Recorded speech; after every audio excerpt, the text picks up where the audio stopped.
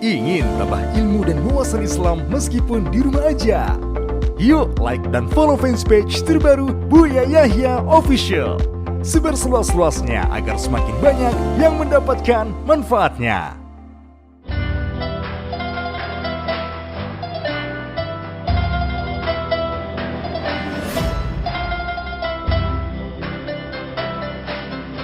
Bismillahirrahmanirrahim. Assalamualaikum warahmatullahi wabarakatuh. Allahumma sholli ala sayyidina Muhammad wa ala ali sayyidina Muhammad. Afan Buya ingin bertanya perihal kisah Karbala. Dalam kisah tersebut ada tokoh kisah Karbala.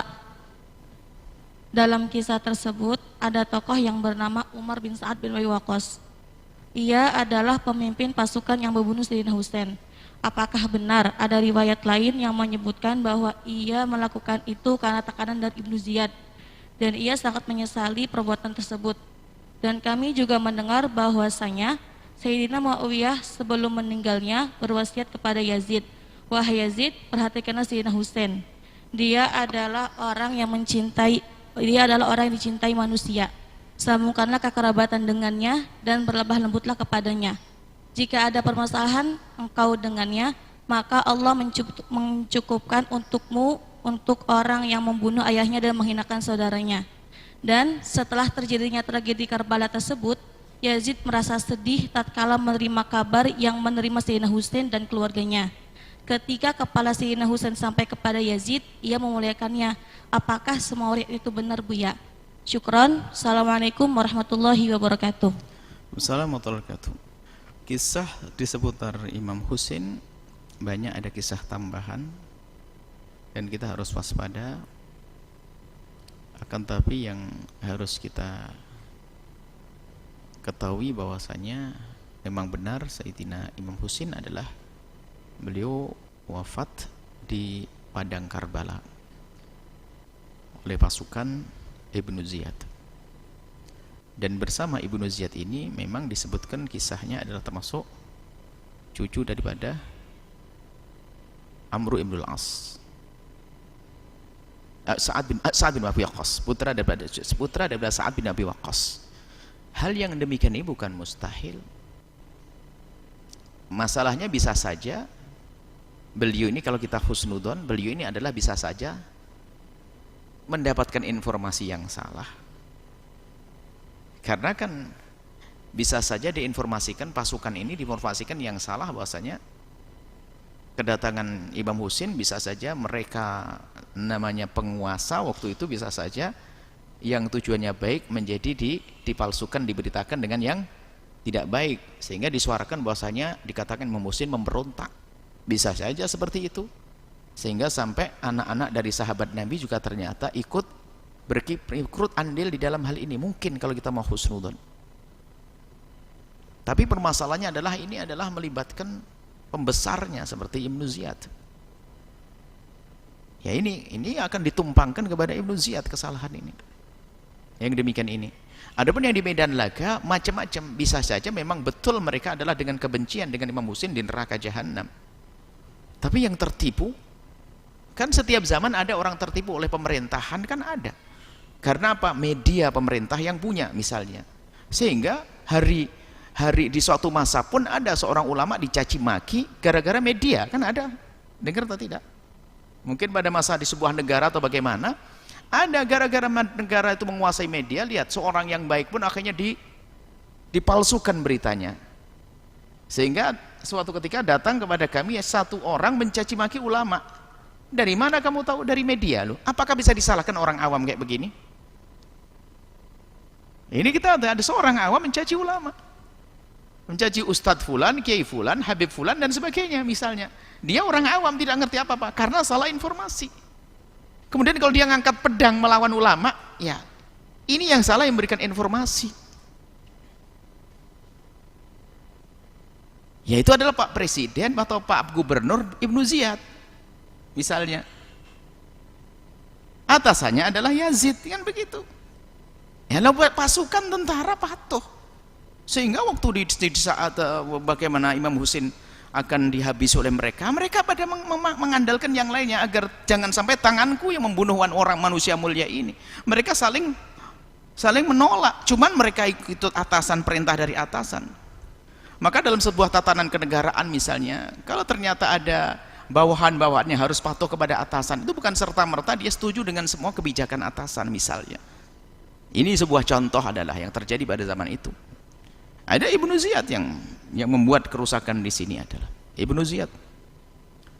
Jadi bisa jadi daripada anak daripada Amru Sa'ad bin Waqqas itu adalah bisa jadi adalah memang betul telah berubah atau memang termasuk golongan tertipu. Sudah, kita tidak, yang jelas Imam Husin adalah orang yang terzalimi, adalah seorang yang mati dalam keadaan mati syahid, dan beliau adalah seorang yang mulia dan disanjung oleh Nabi, dicintai oleh Nabi SAW. Selesai dalam hal ini. Adapun kisah bagaimana perjalanan kepala Imam Husin itu adalah banyak simpang siur halnya yang demikian.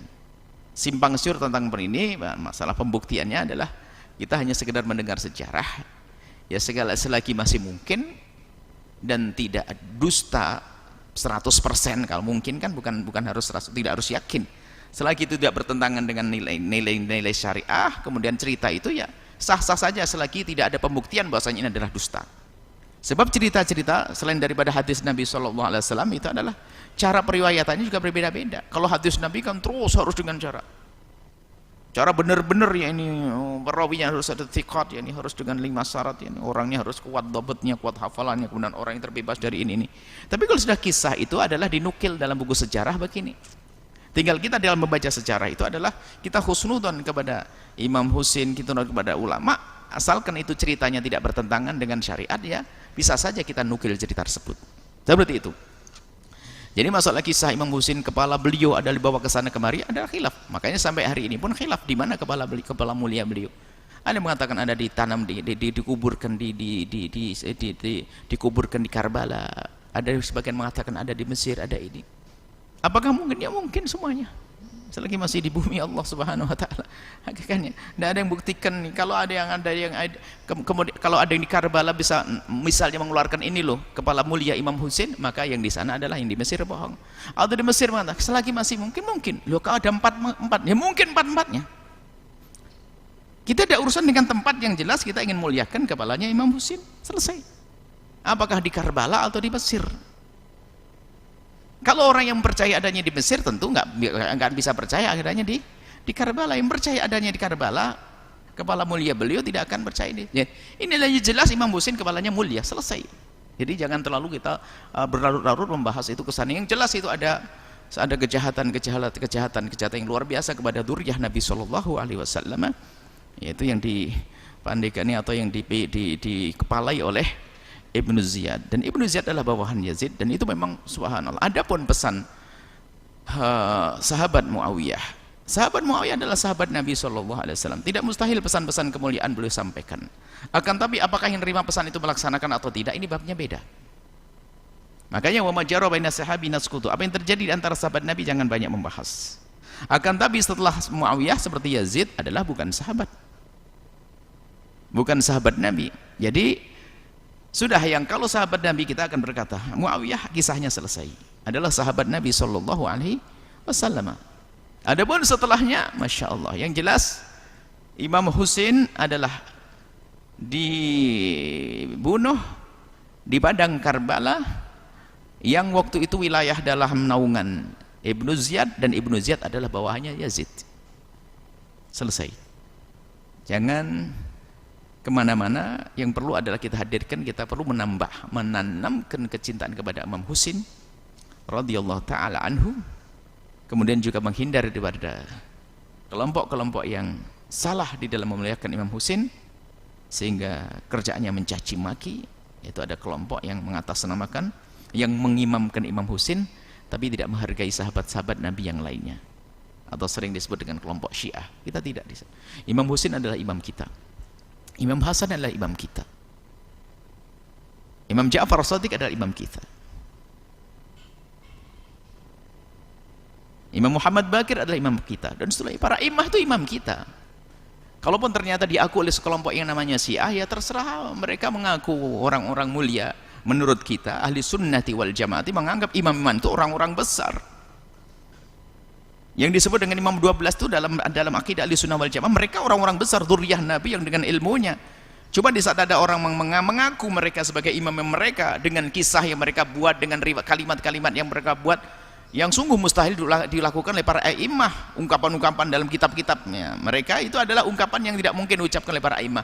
Para imam adalah ulama-ulama, para imam adalah orang-orang besar, para imam adalah orang yang takut kepada Allah, para imam adalah orang yang sangat mencintai ahli bait sendiri, para imam adalah orang yang sangat mencintai sahabat Nabi SAW.